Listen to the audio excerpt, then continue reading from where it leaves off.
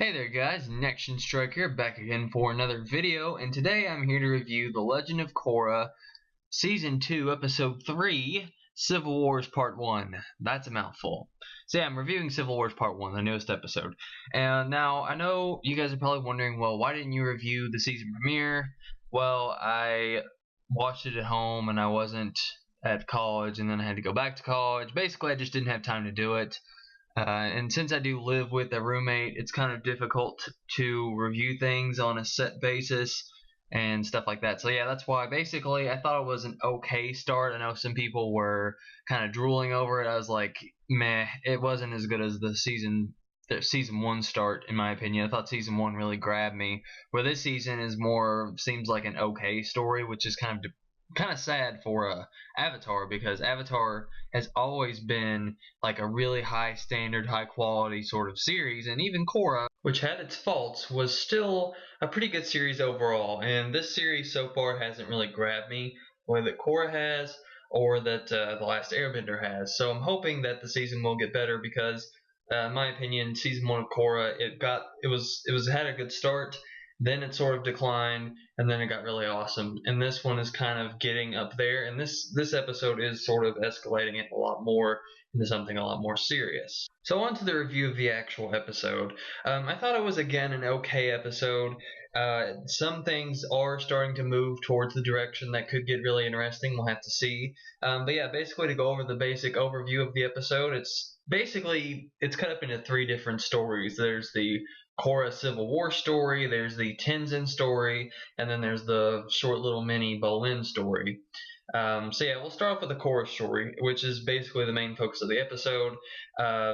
This is, of course, they call it a civil war. Obviously, it is going to be a civil war because they're being freaking invaded. And Korra's like, oh, I don't understand. We're just trying to, unite all these people. No.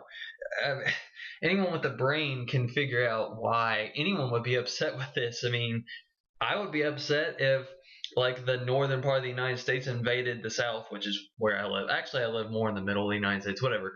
So yeah, if they invaded us, and then they're like, hey, we're going to be unified now. Or maybe not the North, maybe like Canada or maybe Mexico. They're like, we're all going to be united and we're going to be under one wall. I'd be like, heck no, I'm not going with you guys. So that's kind of the same thing. And I agree with the rebels. It's not right for them to sort of do that. And if they do have the good intentions, they really should have, first off, given them forewarning and, actually planned this out a little bit better. And they really don't need troops if it's just going to be a peaceful little meeting. So obviously there's something going on here. And of course the uncle is not to be trusted. He's very shady. He just comes off that way. It's pretty obvious. Everyone's thinking it, so, But yeah, aside from Korra being kind of an idiot, which is sort of her character, it's okay if you like her. But honestly, I think she and Mako, really all of her age people, are the weak links of the series, her being probably the biggest one, because she's just, like, her character development is just not there. Like, she'll get her moments and then she'll regress back to being a pighead and stubborn. But this episode did sort of bring her back to where she was a more developed character, and I did like that. With her father, she was still kind of angry, which I think it's understandable that you're still mad at him and stuff, but I think they dragged that a little bit too long. I don't know, but it did get resolved at the end of the episode, which I did like. She understands, like, oh, okay, I'm starting to understand. You guys really do care for me. She's just not very understanding. She's kind of a hothead, so what are you gonna do? So yeah, hopefully, I'd say that the reason that she's such a hothead at the beginning of the series is because she's going to get herself into deep trouble, and then finally she's going to get that character development. Now, if they start doing this same little pattern for every season, then it's going to get really stupid, and I don't think that they're going to do that.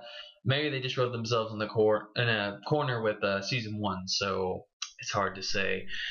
But anyway, so yeah, that was pretty interesting. The soldiers and then the rebels fighting back, and it had a really cool fight scene there at the end, which I thought was pretty cool, how she was trying to just take them out without it really hurting them. It kind of reminded me of Aang in the original Last Airbender series, so I thought that was pretty cool.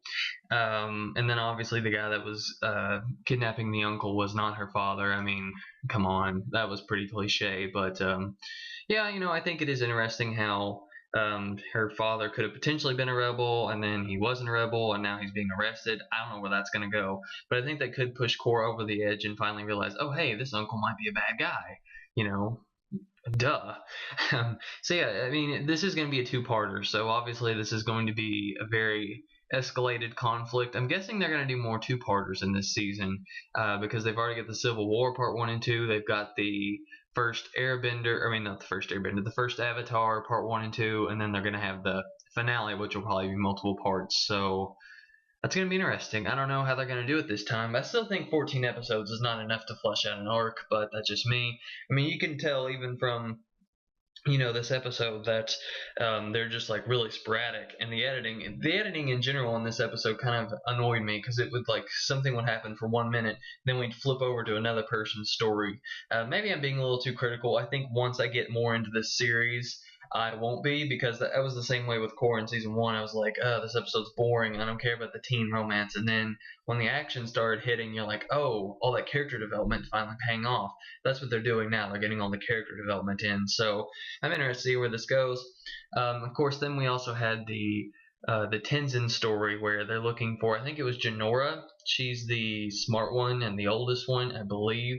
She was the one that was looking at Aang's statue in the last episode, and then she disappeared. So I'm assuming that's who that is. I can't exactly remember. You guys can correct me, but yeah, they're looking for the daughter. And unlike the last time, I think this story wasn't as interesting, because mainly it was just Tenzin and his siblings kind of throwing exposition at, well, not exposition, but backstory, you know, about all their stuff, which is interesting to know. But since nothing really happened there, it just kind of, you know, it wasn't that great. It was just about how Tenzin got the most attention since he was the airbender or whatever. So I don't know, more of that could be interesting. And then of course Bolin was just trying to dump those the twins, well, the girl obviously, and then the guy would follow. But yeah, I don't really care that much about that. Bolin was never really a character I liked, just because he's trying to be Sokka. He's Sokka 2.0, and Sokka was his own guy, because Sokka was more of the plan and the fight guy. Bolin is just the comedy relief.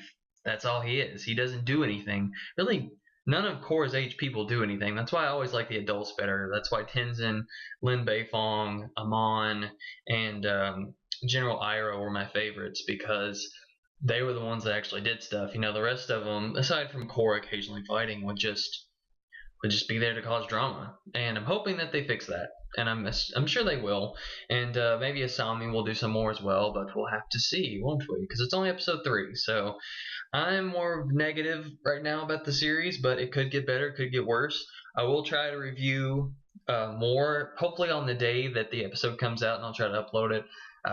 So yeah, if you guys like, just please thumbs up. I will try to continue keeping the reviews coming out, and I like doing them. So yeah, overall, okay episode. We'll have to see where it goes. I don't think I forgot anything, and yeah, that's really all I had to say. Comment below and let me know what you guys think. Any sort of speculation. I think that this could be a really cool thing, since we've gotten a lot of the backstory out of the way. Maybe this next one will have more fighting, which I'm hoping for, because Korra hasn't had too much epic fighting thus far. It did more towards the end of season 1, but season 2 hasn't had any of that yet. So we shall see. I'm predicting that that Tenzin's kid is in the spirit world, if I had to guess. But as far as anything else, I can't really say. I'm sure the uncle is going to be more of an anti-hero or something, kind of like how what's his name? Amon's brother. Not ringing a bell, but him. The uncle's gonna be more like him. So, or Tarlok, yeah, that was his name, Tarlok. So we'll have to see. But yeah, overall, it's an okay start, but we'll have to see how the season and the series progresses. And yeah, that's all I had to say for now. Catch you guys later.